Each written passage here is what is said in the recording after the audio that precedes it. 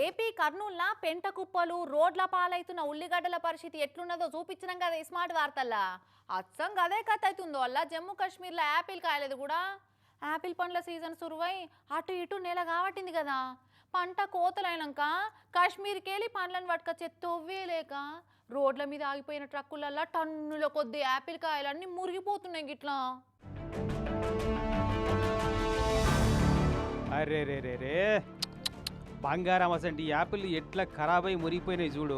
కాశ్మీర్ రోడ్ల మీద వేల టన్నుల యాపిల్ గిట్లనే పాడైపోయినాయని వారబోసిపోతున్నారు 4-5 రోజులు సంది. మరి ఎందుకు ఇట్లా అంటే జమ్మూ కాశ్మీర్కి వెళ్ళి దేశం లోపలికి వచ్చే నేషనల్ హైవే నెంబర్ 44ను 20 రోజుల సంది మూసేసిరట సర్కారోళ్ళు. వానలు వరదలు క్లౌడ్ బరస్టులు ఏవట్టి రోడ్లని కొట్టుకపోయి కొండ చర్యలు ఇరుగుపడి తవ్వాలని బంద్ అయిపోయినట్ట చాలా తావుల్లా.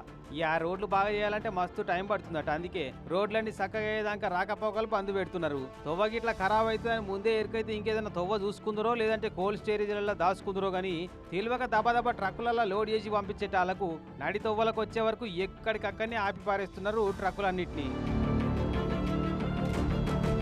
డ్రైవర్లు క్లీనర్లు అంతా ఎక్కడోళ్ళక్కడ పొయ్యిలు రాజేసుకొని వండక తినడు పెడుతున్నారు. ఇక ట్రక్కులలో ప్యాక్ చేసిన యాపిల్ పరిస్థితి ఎట్లుందా అని చూస్తే ఏముంది, ముట్టుకుంటే పిండి రాలిపోయినట్టే రాలిపోతున్నాయి గిట్లా. భోంగా మిగిలిందే మనదా అన్నట్టు ఉన్న వాటిలో మంచి మంచి ఏరి పక్కకు పెట్టుకుంటా మస్తు బాధపడుతున్నారు రైతులు. అంతకు ముందే వానలు వరదలతోటి చెట్లకున్న షేపులకు కూడా బురద అంటుకునేటట్టు వరదలు వచ్చినాయి. అట్లా కొంత ఆగమైందంటే మళ్ళీ ఇట్లా పురాగా ఆగమైతుందట జమ్మూ కాశ్మీర్ యాపిల్ రైతుల పరిస్థితి. ఇట్లా రోడ్ల బాటను నమ్ముకుంటే కాదని కాశ్మీర్కి వెళ్ళి ఓ స్పెషల్ రైలు బండినే పెట్టిరు మొన్న ఢిల్లీకి. మరి గాయంతతో బాగా చేసేందుకు ఇన్ని రోజుల ఇప్పటికే మా టూరిజం సంకనాకిపోయింది. ఈ షేపులన్నీ పెంటపాలవుతున్నాయి. ఎట్లా బతకాలమేమో అని గరం అవుతుండ అన్న. లక్షల మందికి ఇదే బతుకు తెరవాయి అక్కడ. ఇక ఇప్పటికే 1000-1200 కోట్ల రూపాయల మాల్ లాస్ అయిందట.